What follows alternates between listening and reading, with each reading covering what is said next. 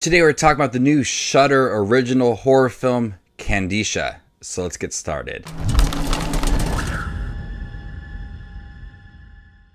Welcome to my channel. My name is Justin. Here we focus on your favorite content from streaming services and in theaters. If you guys love to watch movies and shows like I do, consider hitting that subscribe button down below. I would really appreciate it. Kandisha is a new Shudder original horror film. Three childhood friends invoke the spirit of Aisha Kandisha, the avenging creature of a Moroccan legend. The game turns into a nightmare when the people in their closest environment start to appear dead. Then the three friends must do everything possible to contain this evil creature. Kandisha takes several routes that do feel a little bit predictable and kind of feels like your average kind of horror film where friends invoke a spirit and then people start to turn up dead. It's something that we've seen before. But what separates Kandisha from other horror films that I have seen, very similar to this, is that it's terrifying. This Moroccan legend, Kandisha, as she is in full effect and her full form, my God, it is absolutely horrific. Amelia and her best friends have fun at night sharing stories and urban legends, but when Amelia is assaulted by her ex, she tells the story of Kandisha, a vengeful demon. She's upset, naturally, so she summons Kandisha. The next day, her ex is dead, and then Kandisha goes on a killing spree. But throughout the film, when Kandisha is getting bigger, but whenever we get more of Kandisha, despite it feeling very average, the designs of Kandisha and her overall appearance is truly terrifying.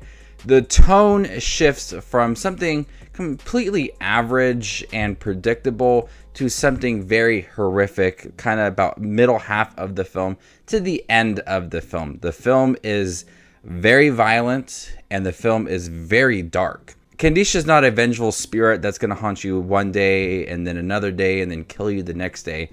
She just goes right at it. A lot of the kills do feel very quick. Kandisha's appearance happens and then there's a killing. And it's all very fastly paced. But you do feel the presence. Even when the friends are speaking of Kandisha and the story behind it, I did have chills going down my spine. And when we have the first appearance, I think they handled the introduction of this vengeful demon very well. You are interested, intrigued, and a little bit worried and nervous as well. It just gets worse from there. I remember growing up and saying Bloody Mary in the bathroom a few times and, getting nervous as a kid when the lights are off. That's how I felt when watching this movie. Very afraid, like I was there reading the story and then trying to summon this vengeful demon. So it's kind of like I'm right there with them, and it's just it's intense and it's nerve-wracking.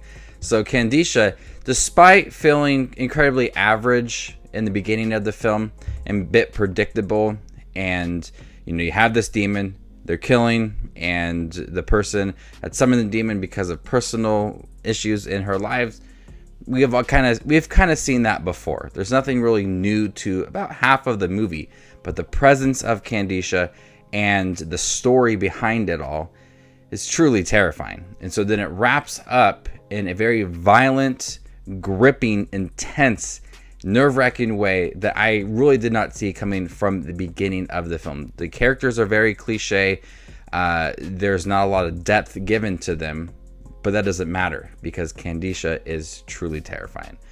I'm going to go ahead and give the new Shudder original horror film Kandisha a B+. Have you guys seen Kandisha? Let me know what you thought about it in the comment section down below. Are you guys looking forward to more Shudder original horror film reviews from me? Let me know in the comment section down below. My name is Justin Watches Movies, and you guys stay classy, YouTube.